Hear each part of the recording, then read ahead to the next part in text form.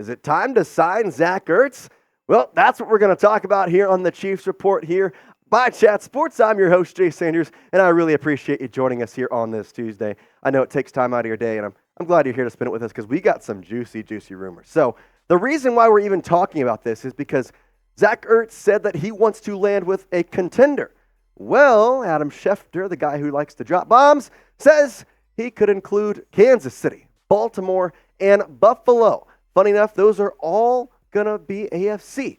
Also, just going to say it, Kansas City beats Buffalo this Sunday. Buffalo's no longer a contender. Take them out. It's just Kansas City and Baltimore. Just going to put that in there. But either way, that puts them as a team to watch for this upcoming game. As could it be Zach Ertz time coming on to the Chiefs?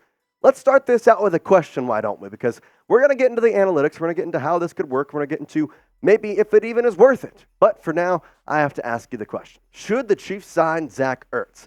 If they should, then I want you to get in the comments and type S for sign.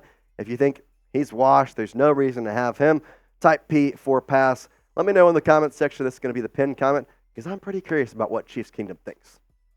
Let's dive right into it here with Zach Ertz and his stats in a career. Right at 709 receptions, 7,434 yards. Average hits around 10, 46 touchdowns. He's had a pretty impressive career, mostly before his time with the Cardinals, with the Eagles. He's a guy who's really been a solid tight end position for, honestly, the past 4 years. It's been really incredible to see what he can do. Even before that, he's been absolutely amazing. Now, I do want to say this, though. Those stats are all great, but over the past 2 years, he has kind of declined. Only 74 receptions and 17 games played. So, not exactly the greatest in terms of the last 2 years. Now, at this point, I do think he's still a viable option at tight end. Obviously, though, we have to stop ourselves because are we forgetting that the Chiefs have the tight end GOAT, Travis Kelce? Well, who do we have behind him, though? Because this is obviously not going to be a situation where Zach Ertz is going to sign to the Chiefs and become the starter. That's out of the picture. So you go to the back end. You have Noah Gray and Blake Bell. Jody Forreston, obviously on IR, he's not going to play the rest of the season. So you only got 2 tight ends. Blake Bell has been on and off. Noah Gray has been a guy that they like. I do think that Zach Ertz could be a good backup to Travis Kelce, though. Overall, he has the ability to kind of come in at any point. And ultimately, there's this. I think with Noah Gray, there's still that kind of barrier to be broken of, oh, we got to worry about him. Like when you put him on the field, it's not like he's going to get 2-man looking at him. People aren't going to be really drawn to him right away. That's why he scored the touchdown this past Sunday against the Packers. Now, even if Zach Ertz isn't great, there is one thing that he is good at. Taking away defenders from other people. And he could do exactly that.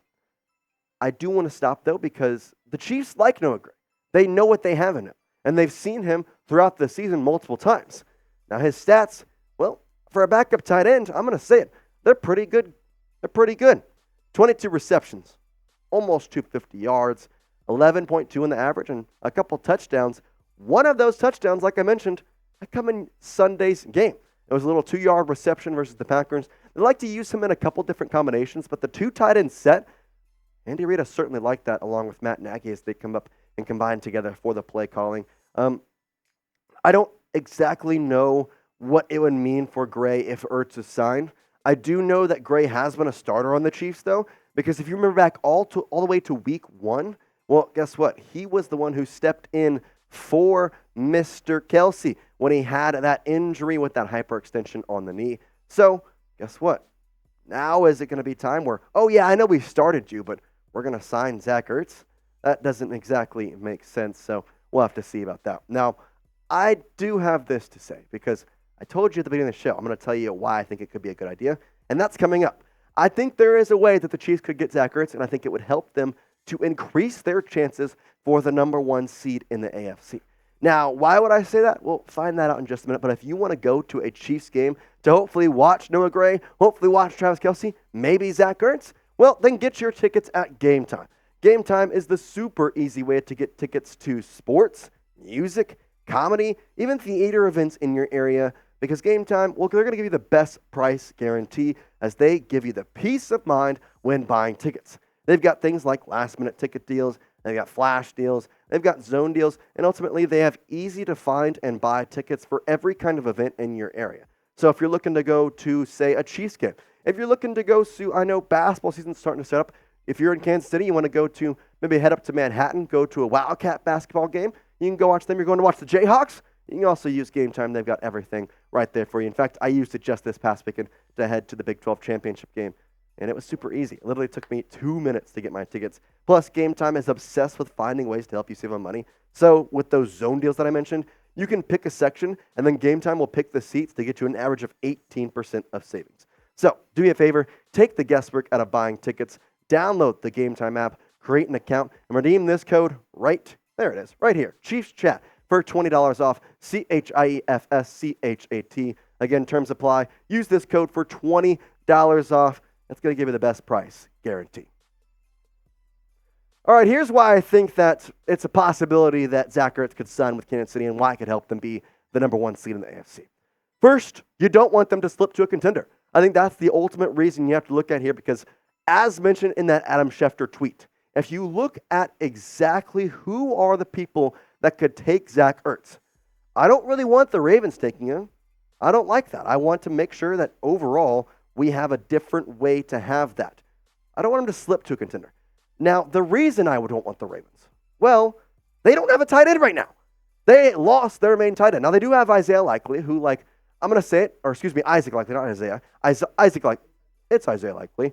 And either way, here's the thing. Without Mark Andrews, it really decreases them. Isaiah Likely hasn't really done much over the past couple weeks.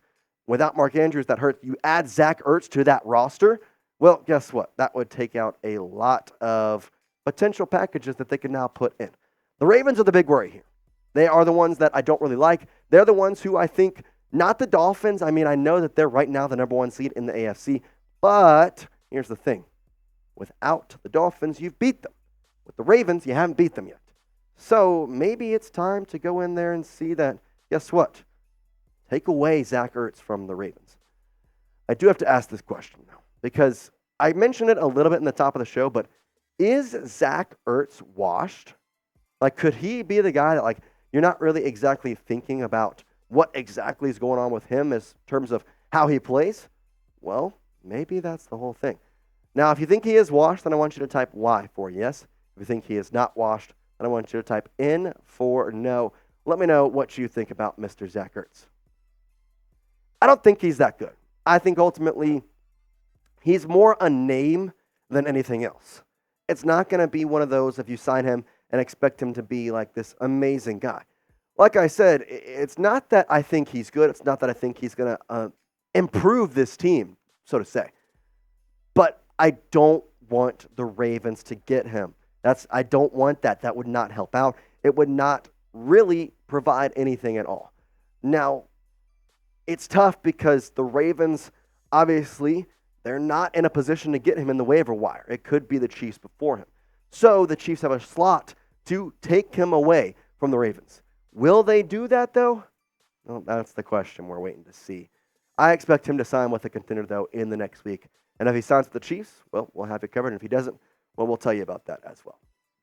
All right, I want to give a little bit of a slap on the back, little clap of hands for Mr. Patrick Mahomes, as he was announced today as the official Walter Payton Man of the Year award nominee for Patrick Mahomes. Now, if you don't know what the Walter Payton Man, it's more or less not necessarily just about your play on the field, but also your ability to, be a man in the community, be able to provide support, and ultimately just be a good human being is the big thing. And the big thing with the Walter Payton Award is now that he is announced as the nominee, he's going to get a little sticker on his helmet, and if he wins, well, then you get a little Walter Payton patch on your jersey for the entirety of your career. Dak Prescott has a couple other guys, so I think it'd be really cool. I know Patrick has done so much for the community of Kansas City, and he really deserves it. So let's do a little bit of a congratulations to Patrick Mahomes. This is one that I think he deserves the award. Man, he has done so much for the communities, and he continues to just put his foot not only in Kansas City, but everywhere across Missouri, across Kansas, just helping out as many ways as he can. So do me a favor, type 15 in the comments below and let me see our thanks, our gratitude for Mr. Patrick Mahomes, not just on the football field, but all his actions off it as well. We appreciate you watching here on the Chiefs Report, and I'm telling you, Zach Ertz could be coming one way or another. We will find out, though, in the near future, but for now, that's all we got. We appreciate you.